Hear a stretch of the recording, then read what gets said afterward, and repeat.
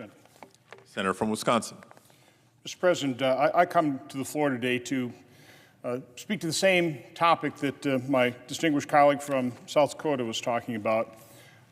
He called what was going to happen over the next couple of days here political theater. That's pretty accurate. Political stunt, political cover, a charade. Instead of actually securing the border, that's what Democrats in Congress, that's what President Biden, that's all they're interested in. Because as my colleague mentioned, President Biden has all the authority he needs to secure the border.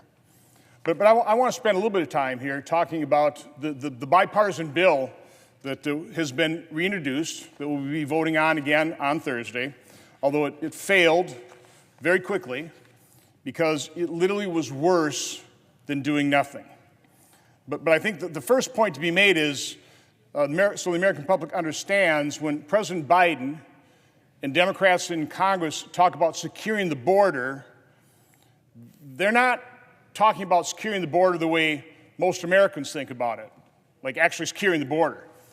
What they're talking about is how do we make it more efficient to encounter, process, and disperse illegal immigrants that are coming to this country with invalid asylum claims. How can we encounter them, process them, and disperse them as efficiently as possible? That is what they're talking about. So don't be fooled when they talk about securing the border. Proof positive of that is one of the lead Democrat negotiators in this bipartisan bill. Let me get the exact quote. He said, "The bill requires the president to funnel asylum claims to the land ports of entry when more than 5,000 people cross a day." Okay, that's not called securing the border. That's just sending the flow someplace else. And then the senator went on and said, the border never closes. So again, when Democrats talk about securing the border, they're talking about more efficiently encountering, processing, and dispersing people. They're not talking about securing the border. And I want to start to prove my point that they were never serious in these negotiations, other than looking for political cover.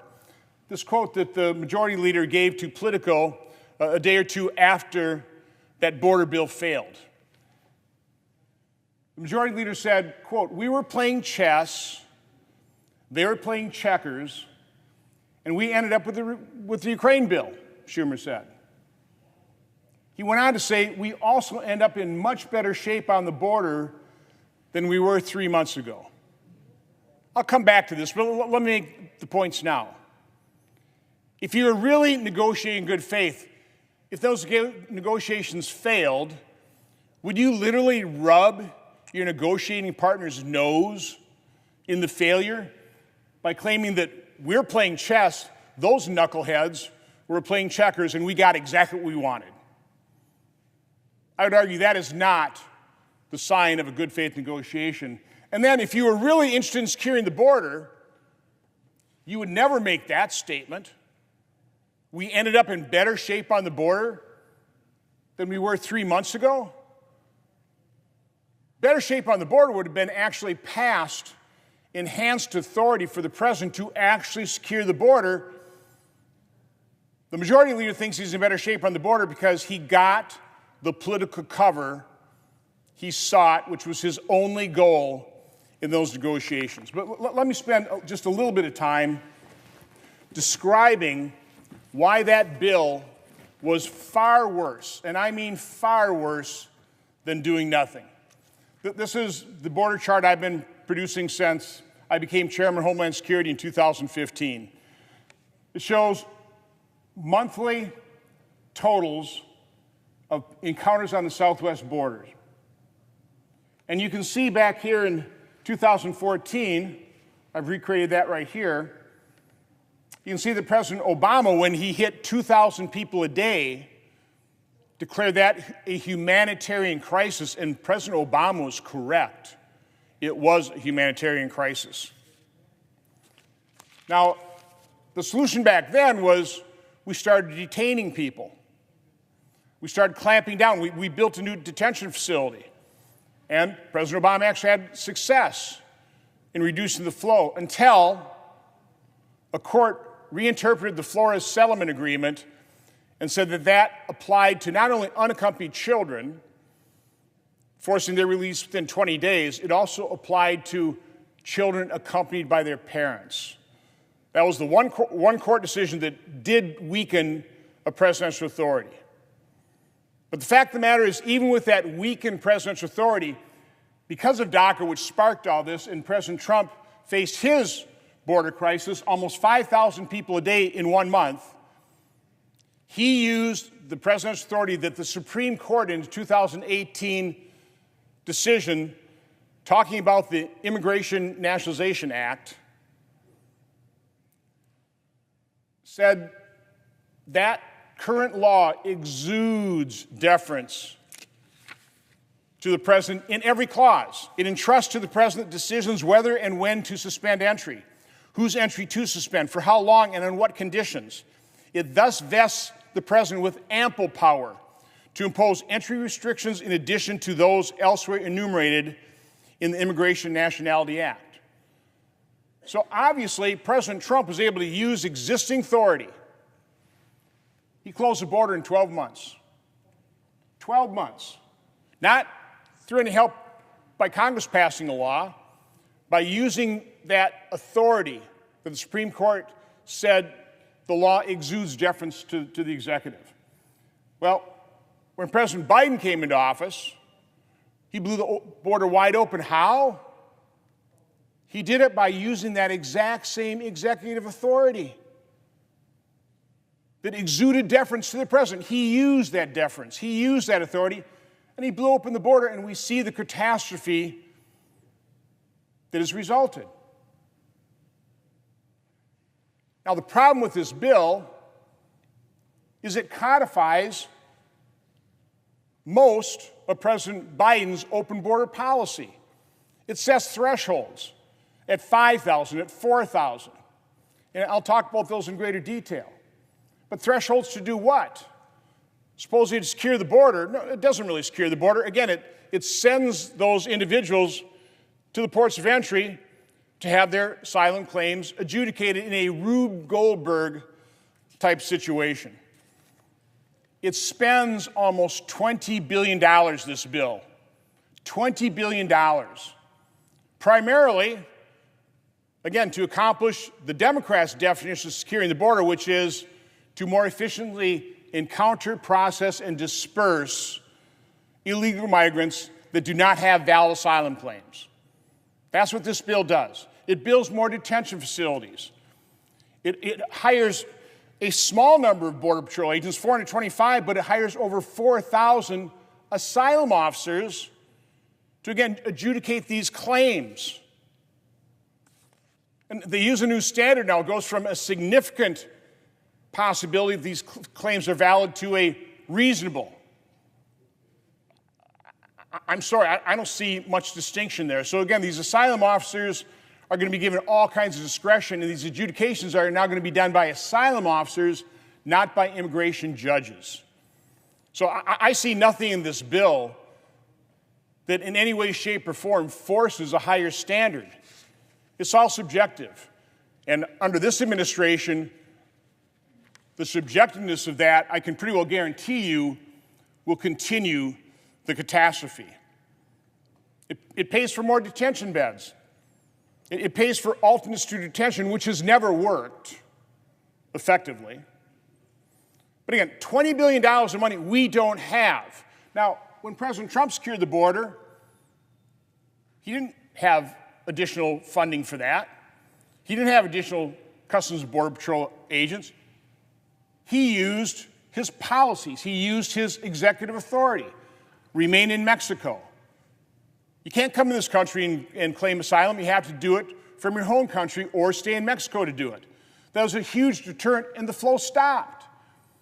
We had safe third country agreements. There are other things. Again, using that executive authority, he secured the border. We didn't need an immigration bill, certainly not this Rube Goldberg bill that spends $20 billion that we don't have. Rather than spending all that money to encourage more illegal immigrants come to this country, we ought to stop the flow, and then we wouldn't have to spend the money. Doesn't that make a whole lot more sense? Do what President Trump did. Actually stop the flow. But again, that's not what this bill does.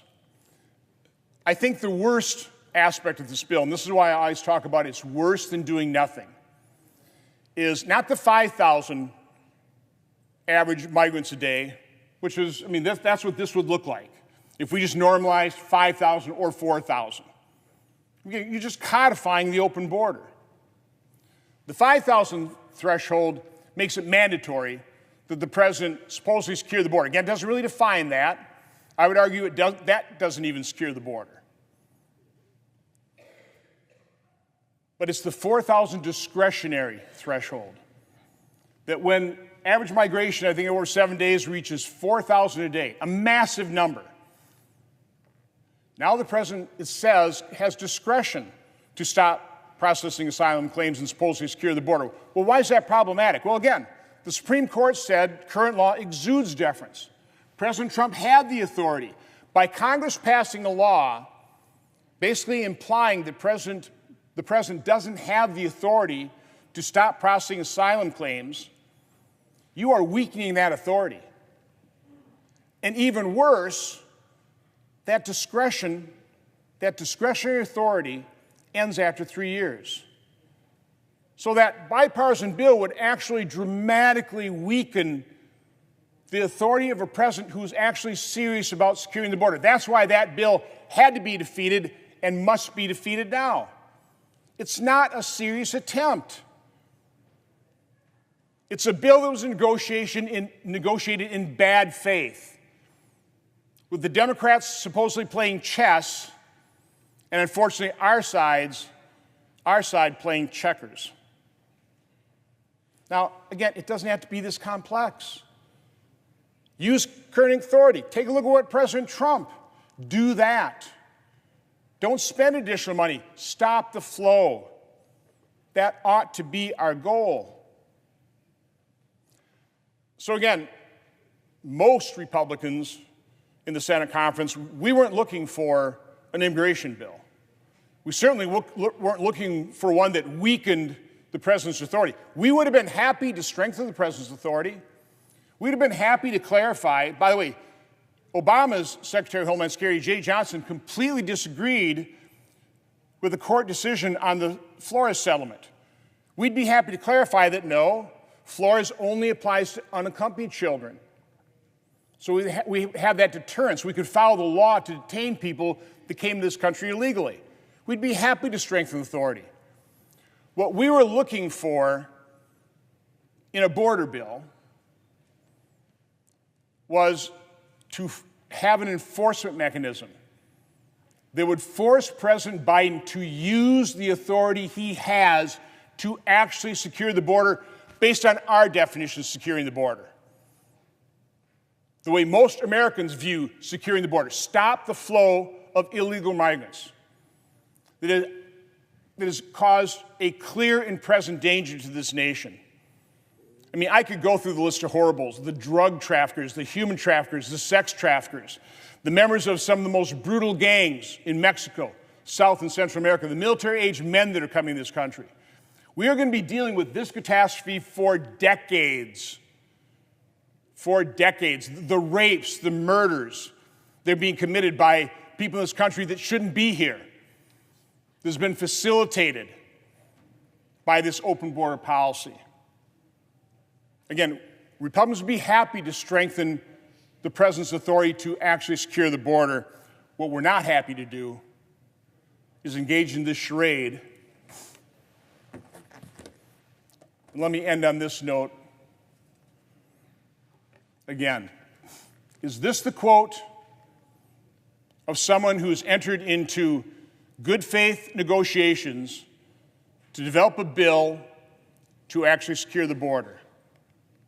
This is the majority leader of the Senate, the one who is going to engage in political theater again this week, bringing up the exact same bill that has already failed. It failed in the eyes of the public within 24 hours after introduction. It was so bad. It was worse than doing nothing. But the majority leader seemed to be pretty happy with that failed bill. To quote, "We were playing chess. They were playing checkers, and we ended up with the Ukraine bill." That's what they wanted. Their primary focus, their priority, was providing $60 billion to a bloody stalemate, which, by the way, a couple days after that thing passed, the administration was already indicating, well, that's probably not going to be enough. Even though a majority leader came out of the White House and said, this is simple. Ukraine gets $60 billion, they win. If they don't get $60 billion, they lose. This is a disingenuous quote of a bad faith negotiating partner. But it's also the quote, if you look at the last sentence there, of somebody who's not looking to secure the border, but was looking for political cover. That's all he wanted. That's all the Democrats wanted. That's all President Biden wants. Political cover. We also end up in much better shape on the border than we were 3 months ago. Again, the bill didn't pass. I'm glad it didn't. It would have been worse than doing nothing. But they didn't get a bill to supposedly secure the border, and he's happy about it? He's got a big old Cheshire cat grin on his face.